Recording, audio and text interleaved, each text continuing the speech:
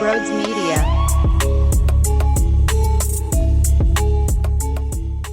I was tricked tonight. I was fooled. Pat Beverly's offensive rebound and his shot put back was so absurd. There's no way you lose a basketball game when that sequence happens. There's no way you fail and you fall when the Wells Fargo Center was that excited and the boost of energy was rising so much you could suffocate in it if you were watching in that building and you were in the complex. It's everywhere. Oh my God, especially when Tobias Harris hits history after a few clanks and Joel Embiid was dealing with some foul trouble and the way they completely got back involved after struggling against the pick and roll. Their defense points in the paint was annoying. The second quarter, they almost allowed 40 points, and the field goal percentage dictated the story. It was gross. So somehow, some way, similar to the same exact conversation that we're having with the Philadelphia Eagles, you shouldn't be there. You find a way to get there. Let's close the door. Instead, they didn't, unfortunately. And let's get to the final possession in regulation. Do I have an issue with Nick Nurse getting Joel Embiid the basketball one-on-one with Tristan Thompson and Embiid missing an elbow jumper? No, not really. I'm normally willing to live and die by my top guy getting the ball and asking them to go make a play. Yeah, it wasn't very sharp, okay? When he left his fingertips, it wasn't one of those where you scream, wet. You could tell sometimes the second it's ready to go if it will tickle the twine or not. You didn't feel good at all when Joel Embiid took that shot. It wasn't as clean as it needed to be, but I can sleep at night knowing my head coach got my best player in the basketball, MVP of the league last year. Come on, I don't have to sell you that Joel Embiid can hit a mid-range jumper. If I do, you have to reassess. And you already see that there's a lot of old school minds that are truly disappointed that he didn't get low and attack and go right after him.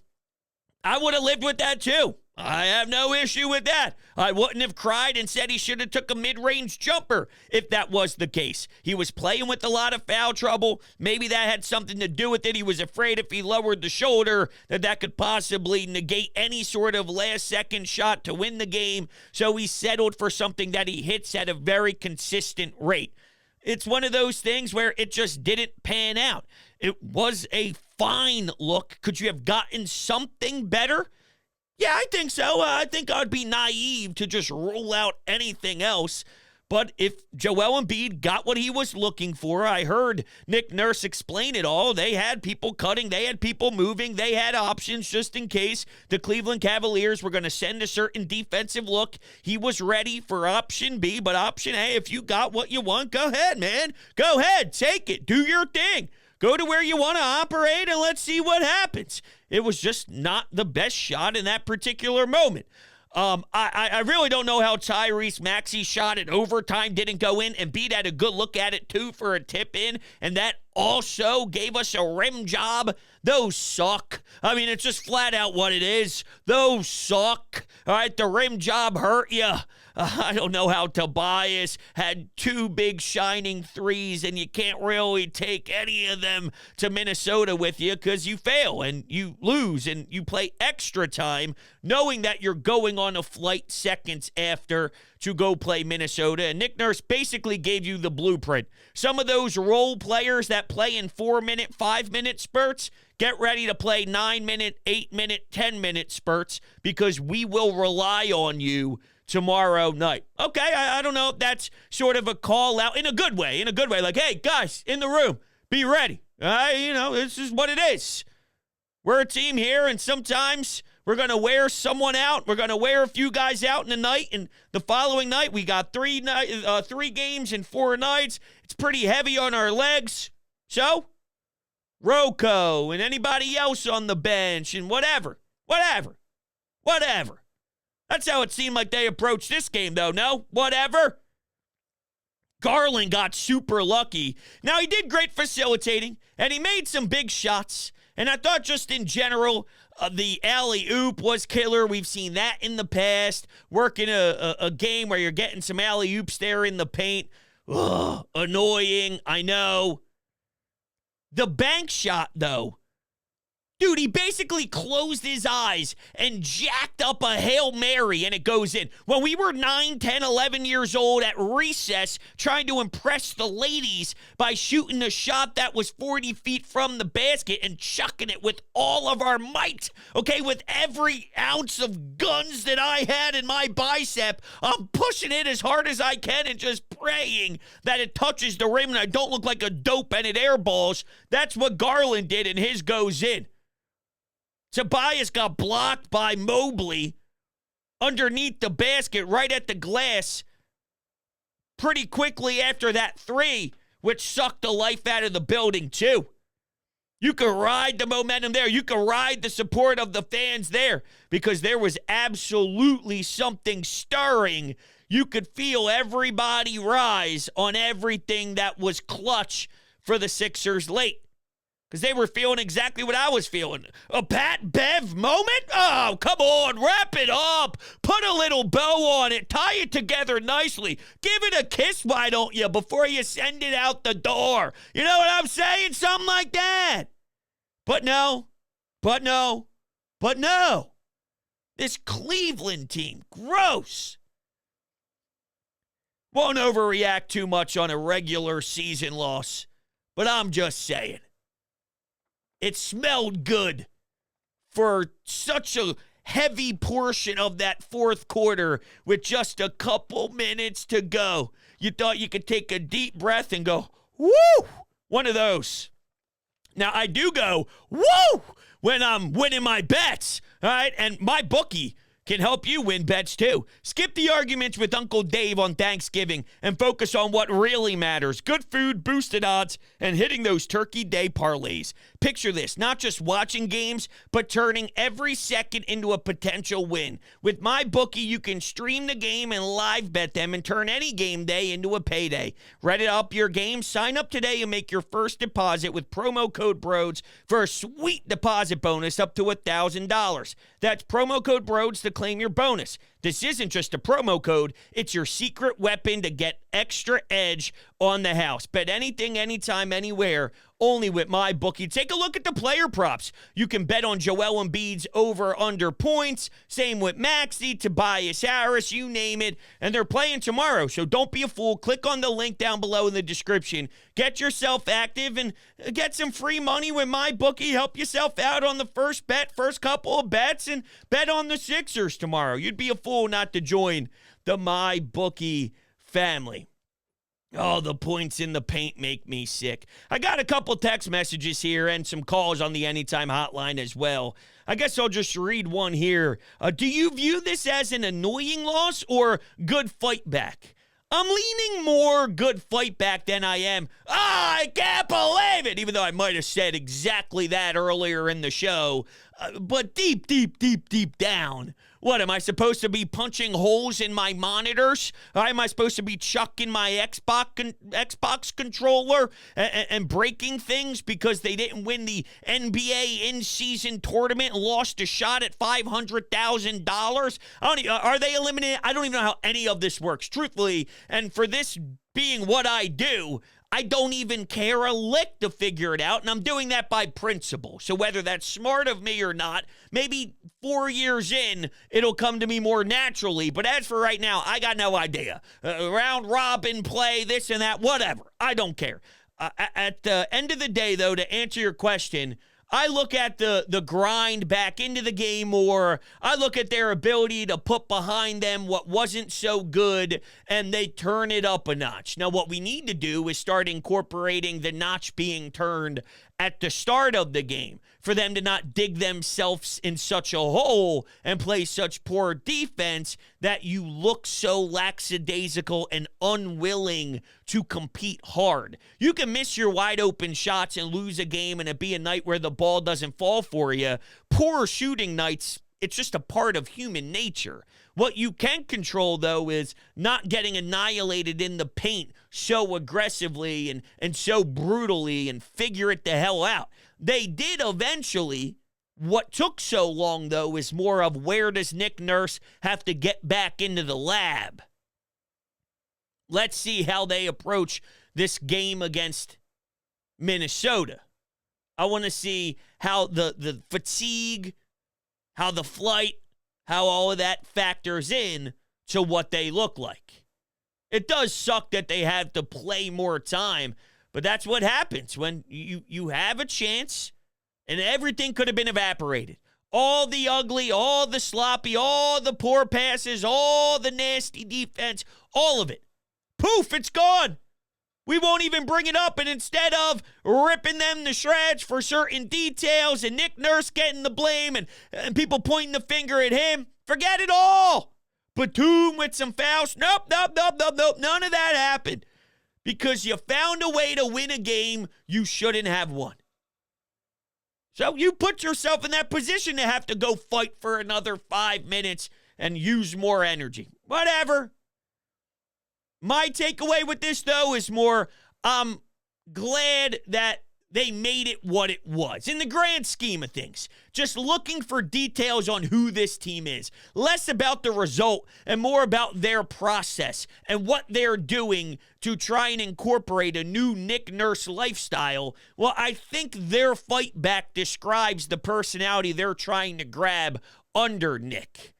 Like I said, maybe iron out some of the kinks and some of the details in the first half to not even put you in that predicament to begin with. But what will you do when a game is almost slipping away? How will you feel when you're down 18? Do you roll over and die and get blown out? Are you where the Brooklyn Nets were Sunday afternoon when the Sixers came to town and destroyed you and you put your starters on the bench? I gave them a ton of praise for the classic fourth quarter bench guys. Well, it feels a lot different when it's the opposite, meaning your team's getting crushed and your team's getting blown out. So the fourth quarter minutes are when you're down 20. That's a painful thing to stomach.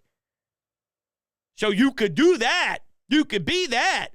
Or you can take it all the way down to let's dribble out the clock and have one go at it and see if you could pull off a miracle. I'll live with this compared to the alternative I laid out a second ago on the other end. But there's still things to improve on, like not just let's start better, but also let's find a way to close. Let's see what Nick Nurse does the next time. It's a tie ball game. You have possession. Joel Embiid has a one-on-one matchup. He's at the top of the key. They're allowing them to dribble it and see what happens. Do you have anything else? Do you say, let's do this again and see what happens? Are you going to die on that sword? Or do you give it to Maxey and see if he gets his opportunity to close it? I'm all right with Embiid getting it way more than anybody else on this team. If you once in a while want to give Maxey a look, I got no issue with it. And I know teams are going to say anybody but, so anybody but Joel. So at some point, they probably double him, get it out of his hands, and dare anybody else to beat him anyway. And then maybe the ball swings to Maxey, finds him, and he's cooking as it is in that spot. Maybe that's something that happens, where it happens organically throughout a play call. And your option B is get it out of Embiid's hands and find the open guy. I'm just speaking out loud for whatever it's worth. Okay, another text here. Nick Nurse can't allow Embiid to play soft. Foul. You're too big. I can't stand the way Embiid thinks that he's a perimeter player at over 7 feet tall. I could see it. You can feel it. You can see the anger. You can see the exclamation points. I don't know what to tell you. He's been here for how long now? He's been open about watching Kevin Durant highlights and highlights of guards and all that stuff. That's what he is. He's a center that can do things that centers can't do. He's a center that can play any position. He could be a point center. He can run the floor. His passing, traditionally speaking, improves every single season. I've seen better days for some of his passes than tonight, but I'm just saying ultimately he can point center himself and dictate an offense. He takes mid-range J's. He led the league in scoring last year with Doc Rivers saying, work in this space. See, this is your comfort zone. Face up, jab, step, throw in a couple hezzies, do what you got to do. Maybe even some Hakeem action, great footwork, fadeaway, one-legged Dirk jumper. He's got it all. If that shot went in, do I get a text today upset that he didn't plow through Thompson? Maybe. I guess I can't really rule that out. I probably would. So I don't even want to ask that, I guess. I don't. Calls? I guess we can do calls now. Here's another text. I was looking at my phone. I'll pull it up on the computer since we'll take some audio. Disappointed. Disappointed in this game. We needed more from the bench. I just think they needed more closing out. I thought there were spurts where guys did some things that were role players. Spurts.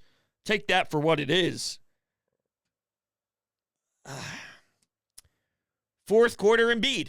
Make a shot. I don't want to make all of it come down to one play, one possession, one jumper. But once again, do I get a text about the bench after Pat Bev did that late? After some other guys, Robert Covington? Okay, all right, I'm just saying. Don't bash me. Don't kill me. I'm just saying. They could have won that basketball game.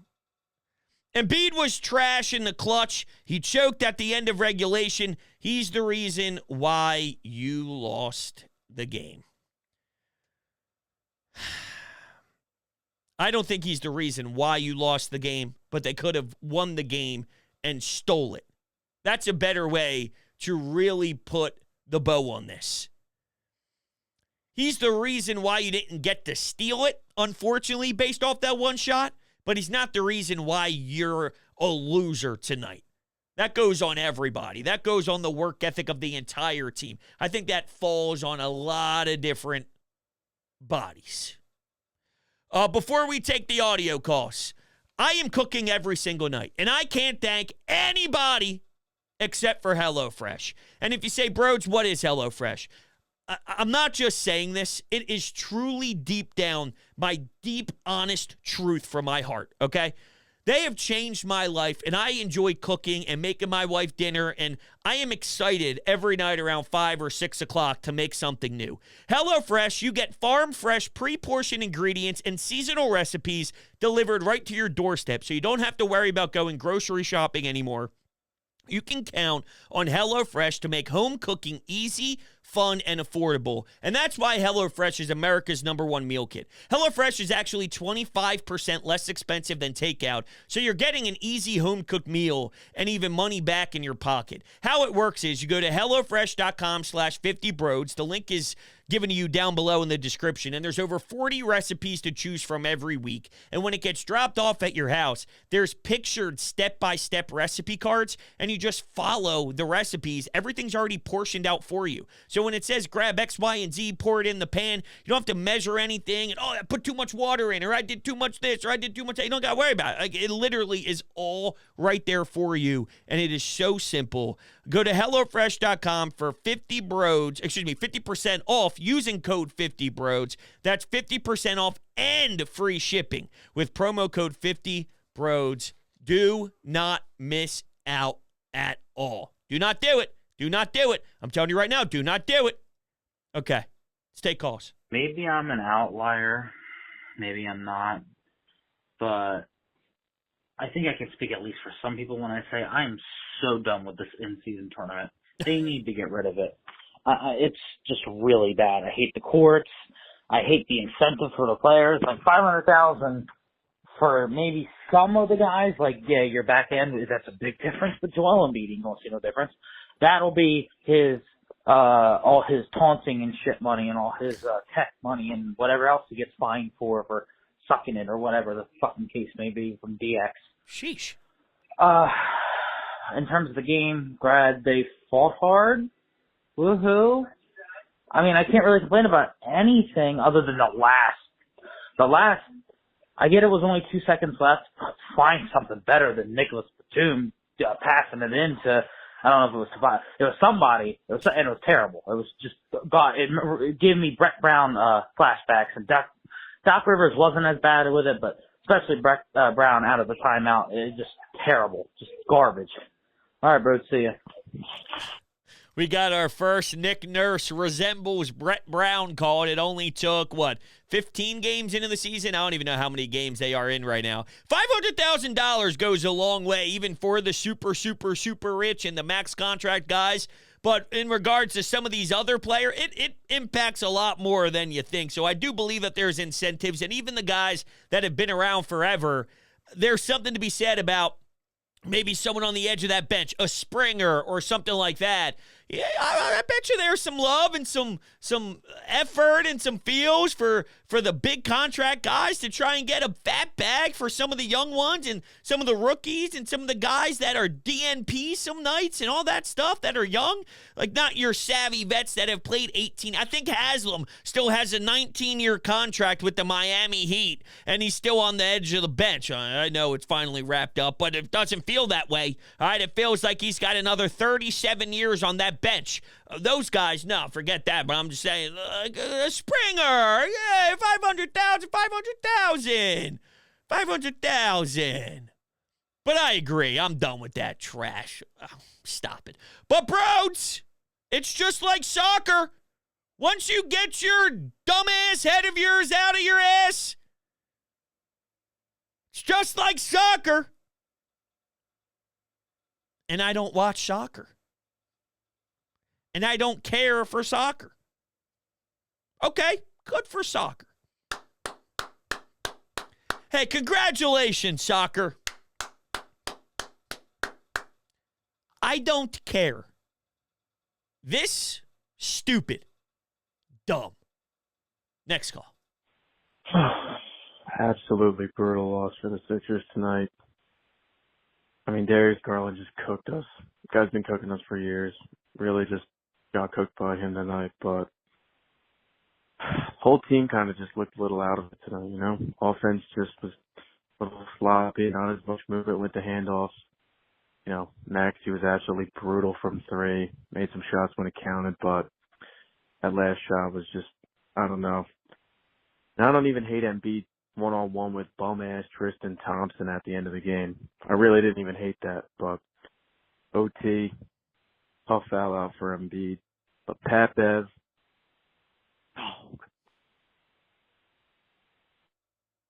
was that the end? Was that admiring Pat Bev? There's only one thing to do, and that's admire Pat Bev for the final finish. Robert Covington played 14 minutes. He had 7 rebounds and assists. 3 of those were offensive rebounds, 2 blocks and 2 steals with his 3 points. Just looking at some of the bench, you survived for a while because of the free throw shooting from Joel Embiid, who took 16 free throws. Tobias hit all his free throws. He had 3 threes. Melton had a quieter night from behind the arc. He's been absolutely on a tear lately, so I guess he was due for one of those. But, yeah, Batum had 5 personal fouls. Embiid had 6 personal fouls, and they botched the ending there. His presence matters, okay? His presence on the damn court. I don't know if I'm telling anybody something they don't know, but the fact that the refs screw up who should be on the floor and kicked out of the game with the possession to go. What are we doing? What are we doing? How dumb can we be? I guess the answer is very dumb. I will read some of the tweets that came in on this game as well. Missed opportunity. Again. All right. Okay. Steven says, same team as always. You get that after every loss, pretty much. Philly Sports 4 for 4. This person's name is Rob. Really bad loss to a shorthanded team. The way they played, they didn't deserve that win. Really needed that game with a, quote, schedule loss tomorrow versus a good Minnesota team. Embarrassing play calling by Nick Nurse on the 2 most important plays of the game. Sixers are mediocre. I'm looking forward to the Eagles, Flyers, and Phillies. That's Twitter for you in a nutshell. I think that perfectly describes the app. Are we calling it X? Have we made that transition yet? I don't know. All right, before we wrap things up, I'm giving you free money. That's right. I'm giving you free money thanks to my friends at TickPick. And if you want to go to a game to see this team live or the Flyers or the Eagles, if you click the link down below, my promo code's already activated with that link, and they have the best prices out there guaranteed. You will receive $10 off of your purchase, and your ticket prices will beat any of the major competing marketplaces. They're so confident, they guarantee it. If you find the same seats elsewhere at a better price than TickPick, you get 110% of the price difference in form of TickPick credit. And there's also upfront pricing. So no more doing the math, because TickPick, the price you see at checkout is the price you pay. No added service fees, hidden fees, or otherwise. It is so simple to use. Call a friend, call a family member, your loved one, your kids. If you spend over $99, you get $10 off thanks to TickPick. So make sure you get yourself to a game today. And lastly here, I should have started the show off on this. I want to give a shout out to John Kincade of the John Kincade Show. He beat cancer for the third time, so he got to ring the bell. All right, got to ring the bell at the Wells Fargo Center tonight before tip-off, and it gave me goosebumps watching him do that and give the crowd the nice salute and to hear all the people cheering for him for his accomplishment and beating cancer again. So, just an incredible feeling to see him there, and incredible person. So I just want to give John Kincade a nice, lovely shout out. All right, everybody. I love you guys to death. Oh, so much. I really, really do. You know that. We will be talking very soon.